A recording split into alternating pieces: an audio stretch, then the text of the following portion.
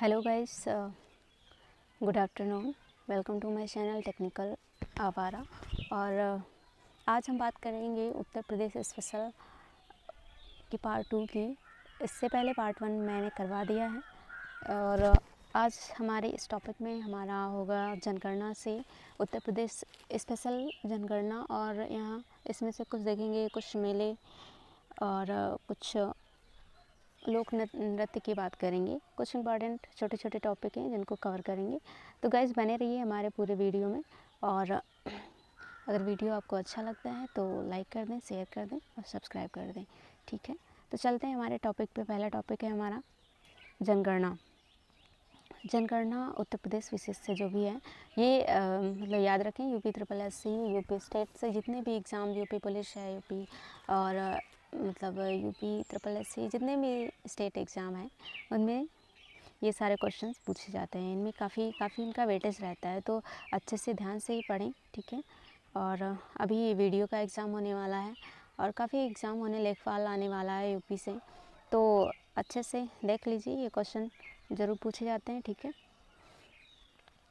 जनगणना से जो भी क्वेश्चंस बनने वाले हैं सारे पॉइंट को हम कवर करते हुए चलेंगे। ठीक है, तो हमारा सबसे पहला है सर्वप्रथम जनगणना कुछ अदर जैसे जान लेते हैं कि क्या क्या पॉइंट शुरुआत से कैसे हुई और किसने करवाया। ठीक है, उसको भी जान लेते हैं। तो सबसे पहले सर्वप्रथम जनगणना 1872 में स्टार्ट हुई थी इंडिया में। ठीक है, और 1881 में रिपन के काल में विधिवत शुरुआत हुई थी। मतलब सबसे पहले शुरुआत तो हो गई थी 1872 में, विधिवत शुरुआत हुई थी 1881 में। ठीक है, और ठीक है, उसके आगे हम देखते हैं कौन कौन से पॉइंट हैं। सर्वाधिक और कम ज़िले वाले। सर्वाधिक में जनसंख्या सबसे ज़्यादा कहाँ, इलाहाबाद की है, सबको पता होना चाहिए। और सबसे कम महोबा, ऐसे याद कर लें, सर्वाधिक में इलाहाबाद तो कम में महोबा, मतलब इलाहाबाद महोबा। ठीक है, और जनघनत्व तो सबसे ज़्यादा कहाँ पे, गाज़ियाबाद में, और फिर उसके बाद ललितपुर, गाज़ियाबाद ललितपुर। ठीक है, साक्षरता सबसे अधिक कहाँ पे, गौतम बुद्ध नगर में है। ठीक है, गोकुना लिख दिया है, गौतम बुद्ध नगर, इसको शॉर्टकट में लिख दिया। उसके बाद सबसे कम कहाँ है, श्रावस्ती में, सर्वाधिक गौतम बुद्ध नगर। ओके, महिला साक्षरता सबसे ज़्यादा कहाँ है, कानपुर में है, जो लखनऊ के पड़ोसी है, ईस्ट में है। ठीक है, और श्रावस्ती में सबसे कम है। आगे बढ़ते हैं।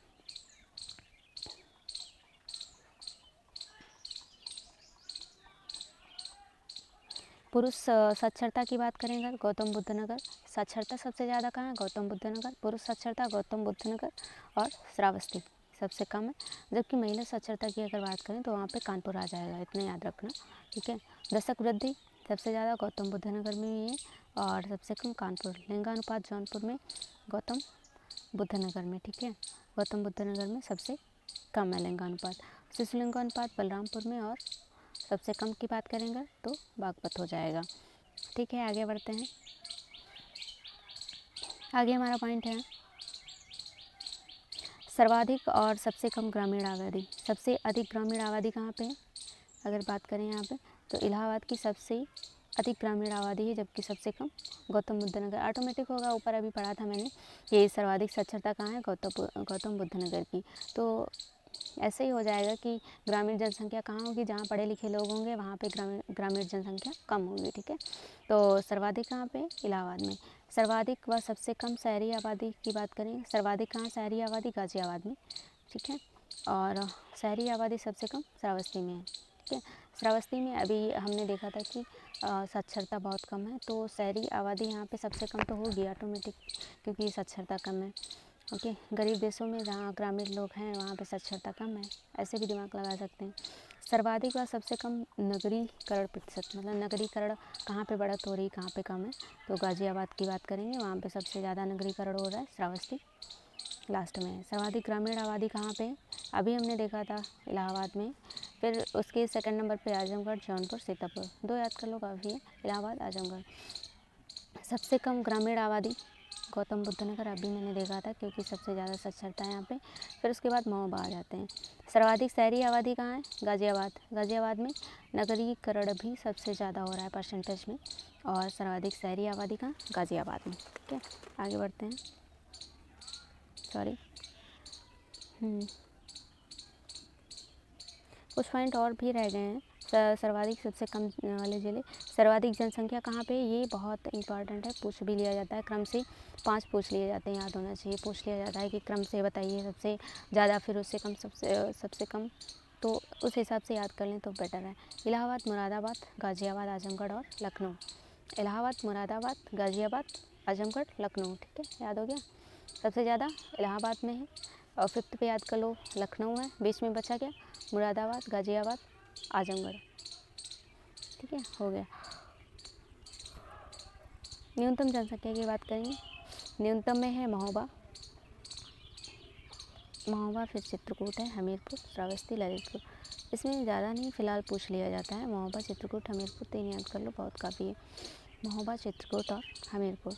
पुरुष जनसंख्या जिला सर्वाधिक कहाँ पे, इलाहाबाद में, इलाहाबाद, फिर आता है मुरादाबाद, गाज़ियाबाद, कानपुर। फिलहाल ये सब नहीं पूछा जाता है इतना ज़्यादा, ये ज़्यादा इंपॉर्टेंट है। सर्वाधिक जनसंख्या जिला और न्यूनतम जनसंख्या, सर्वाधिक में इलाहाबाद, मुरादाबाद, गाज़ियाबाद, आजमगढ़, ठीक है। और महिला जनसंख्या अगर बात करें, केवल 1 पॉइंट पढ़ लो, काफ़ी है, इलाहाबाद, ठीक है। जनघनत्व वाले ज़िले ये पूछ लिया जाता है, काफ़ी कन्फ्यूजन रहता है इनमें। जनघनत्व वाले सबसे ज़्यादा गाज़ियाबाद में जनघनत्व है, ठीक है, और न्यूनतम ललितपुर में है, ठीक है, इतना याद कर लेना। ललितपुर और सोनभद्र जो 4 स्टेट को टच करता है, सोनभद्र है। ओके, आगे बढ़ते हैं। सर्वाधिक साक्षरता वाले ज़िले, गौतम बुद्ध नगर, अभी हम पता नहीं कितनी देर से पढ़ते आ रहे हैं, गौतम बुद्ध नगर और कानपुर, जहाँ महिलाओं की साक्षरता सबसे ज़्यादा है, ठीक है।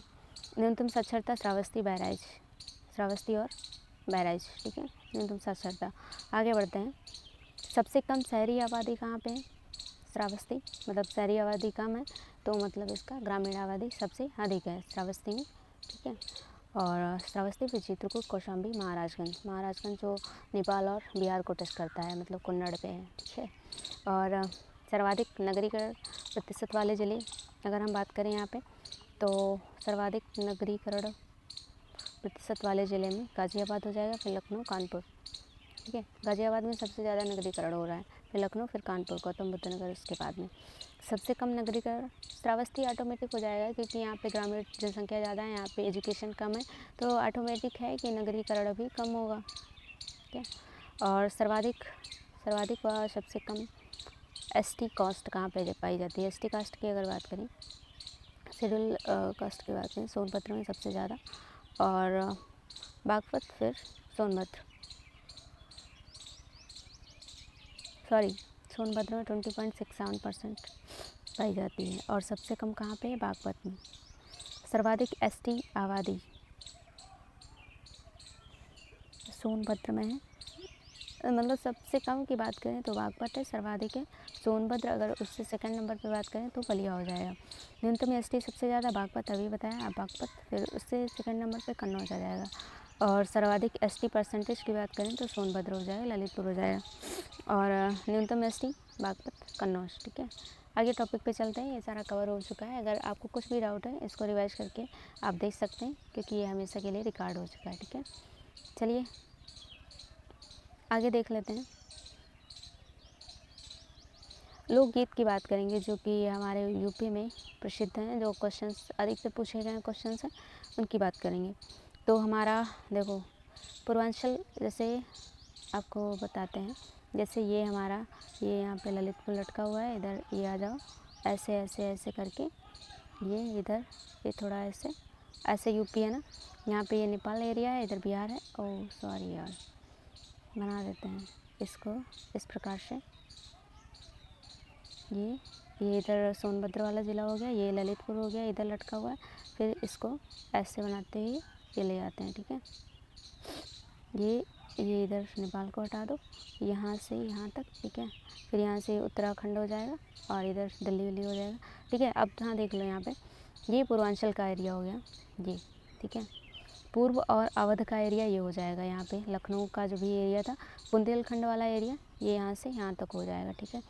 और कानपुर क्षेत्र ये इधर हो जाएगा, और कुछ ब्रज क्षेत्र इसी में एक, मतलब ऐसा पॉइंट है, ये ब्रज क्षेत्र हो जाएगा, और कुछ है यहाँ पे, चलो इतना ही पहले समझ लेते हैं। कजरी पूर्वांचल क्षेत्र में यहाँ पे कजरी गाया जाता है।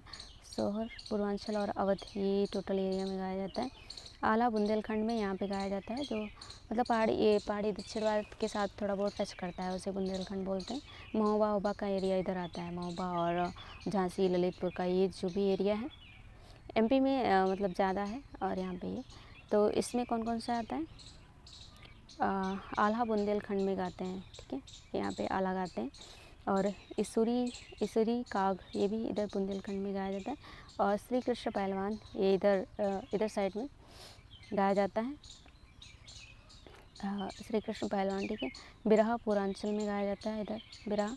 और चैता ये भी पूर्वांचल में गाया जाता है। इसिया लगुरिया ये ब्रज क्षेत्र में यहाँ पे गाया जाता है, ठीक है। रसिया मतलब भगवान कृष्ण से रिलेटेड है थोड़ा बहुत, तो ब्रज क्षेत्र ब्रजवासी थे ना, तो यहाँ पे गाया जाता है।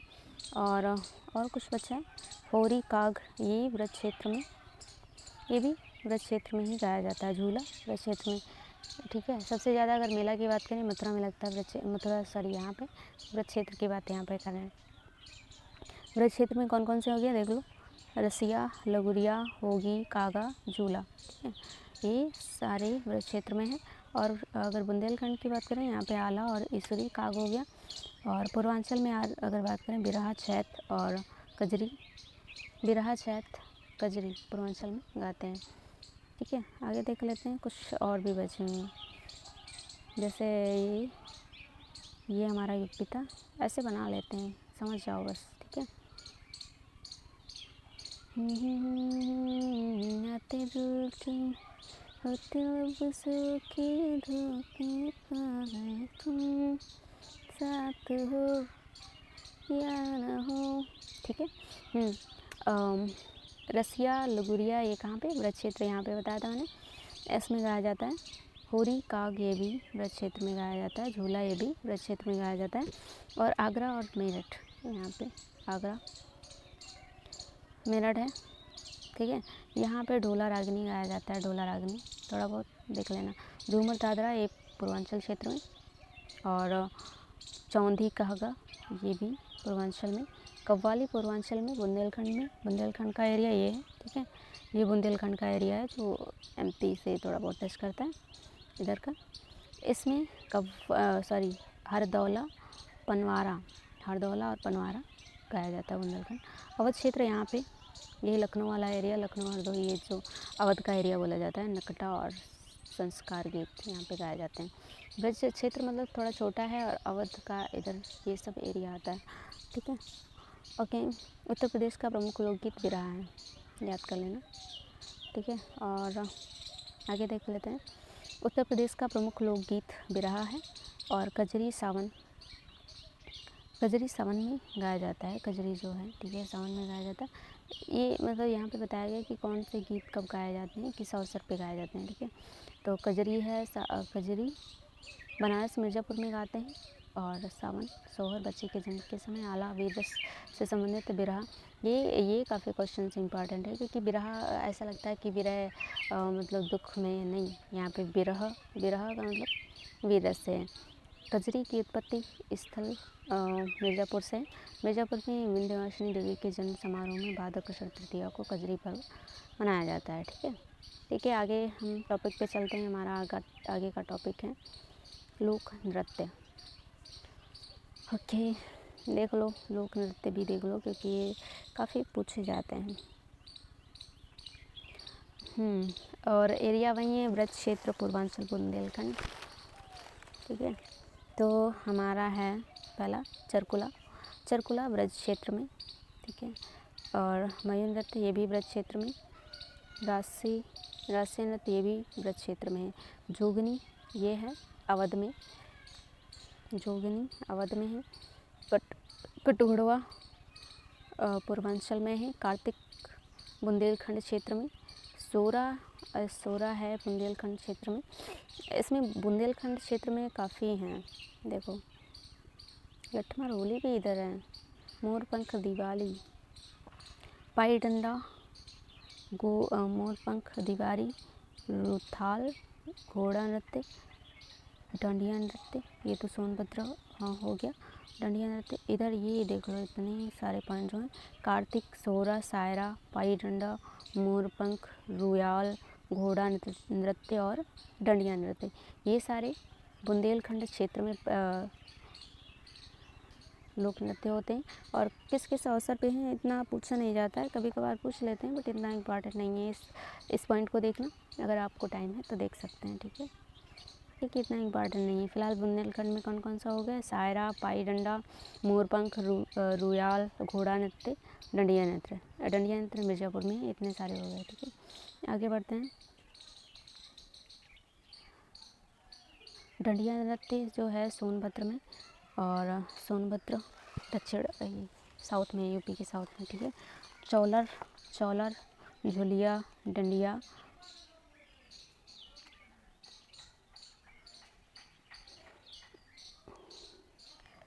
झुलिया, चौलर, डंडिया, थोड़ा अजीब नाम नहीं है? डंडिया, चौलर, झुलिया, झुलिया, चौलर, झुलिया, डंडिया, ये सब कहाँ? मिर्ज़ापुर में गाए जाते हैं। और कुछ पॉइंट हैं वो भी देख लो। ये है एकमात्र शहरी शास्त्रीय नृत्य कथक वाजिद अली शाह के दरबार में उदय हुआ था। ये अगर पूछ भी लिया जाता है किस शासक के शासनकाल के समय प्रसिद्ध हुआ, या मतलब इसका जन्म हुआ, वाजिद अली शाह। कौन सा नृत्य? कथक है। घराना वाराणसी, लखनऊ, लोक नृत्य। 2 घराना काफ़ी फेमस है, वाराणसी और लखनऊ, यूपी में। लोक नृत्य इसमें कौन? रामलीला, रासलीला, नौटंकी, राहुला, बुंदेलखंड क्षेत्र में, ठीक है। ये सारे पढ़ लेना 2-3 बार, क्योंकि पूछा जाता है। वैसे इतना क्या ज़रूरी है, बट पूछा जाता है तो पूछा जाता है, ठीक है। आगे देख लेते हैं। सर्वाधिक मेला मथुरा में 86, फिर कानपुर, फिर हमीरपुर, झांसी, आगरा और फतेहपुर। सबसे ज़्यादा पूछ लिया जाता है मथुरा, फिर सेकंड नंबर पे कानपुर है। चलो आ जाते हैं, देख लेते हैं कौन कौन से मेला कहाँ लगते हैं। पहला है हमारा मेरठ में नौचंदी मेला लगता है। हापुड़ में शहीद मेला लगता है। मथुरा में देवदंड, मुठिया, लठमार, द्रुपद मेला, ये सारे कहाँ पे? मथुरा में लगते हैं। आगरा में कैलाश मेला, नवरात्रि मेला, राम बारात, कंठ मेला, इतने सारे मेले कहाँ पे हैं, ठीक है। ये सारे आगरा में कैलाश, नवरात्रि, राम बारात, ऊंट मेला, सारे कहाँ पे हैं? आगरा में। फर्रुखाबाद में मनकपुर मेला, जहाँ पे एक काफ़ी इंपॉर्टेंट है, पूछ भी लिया जाता है, तो उसको अच्छे से ध्यान से पढ़ लें, ठीक है। फर्रुखाबाद मनकपुर मेला। इटावा में कार्तिक पशु मेला है। इलाहाबाद में शिल्प मेला, कुंभ मेला बहुत ही इंपॉर्टेंट है। कुंभ मेला 4 जगह लगता है, नासिक, उज्जैन और इलाहाबाद। एक शायद मिस हो रहा है, बाद में बता देंगे, ठीक है। वाराणसी रथ यात्रा, द्रुपद मेला। वाराणसी वेरी इंपॉर्टेंट है, यहाँ द्रुपद मेला लगता है और रथ मेला लगता है। बलिया में ददरी पशु मेला लगता है। और आगे कुछ बचा? हाँ थोड़े हैं, अभी देख लेते हैं। बलिया में ददरी पशु मेला। गोरखपुर खिचड़ी मेला। फैज़ाबाद में कार्तिक मेला, रामायण मेला, झूला मेला।